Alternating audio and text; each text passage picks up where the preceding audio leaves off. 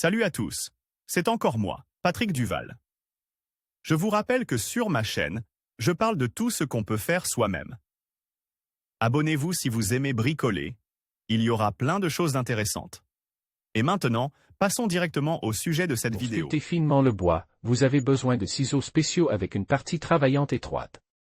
Ils peuvent être fabriqués en réaffûtant des vis au Totaro-2 noires ordinaires.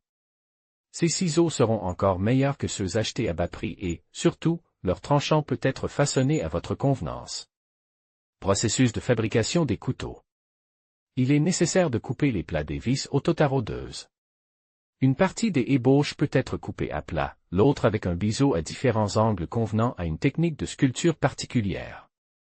Il est important de ne pas surchauffer le métal afin qu'il ne perde pas sa trempe. Il est préférable de tailler des vis au Totaro-2 en les refroidissant périodiquement dans l'eau. Ensuite, elles sont affûtées. Pour ce faire, les vis au Totaro-2 coupées sont vissées dans un support en bois. Il est facile de le faire en les serrant dans le mandrin d'un tournevis. Il est nécessaire d'affûter des deux côtés, en les pressant parallèlement contre le disque d'affûtage et en soutenant le côté à l'aide d'une barre. Toutes les 2 secondes, les pièces doivent être refroidies. Les chanfreins sont d'abord affûtés, puis la fraise elle-même est affûtée d'un côté. Après le dégrossissage sur toile émerie, l'affûtage final doit être effectué sur des abrasifs plus fins, par exemple du papier de verre. Pose sur une surface plane.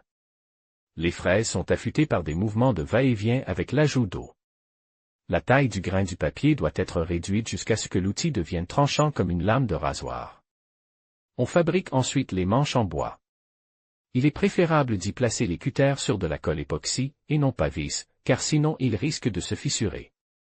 On peut également renforcer les manches en enroulant un fil autour d'eux et en l'imbibant de colle.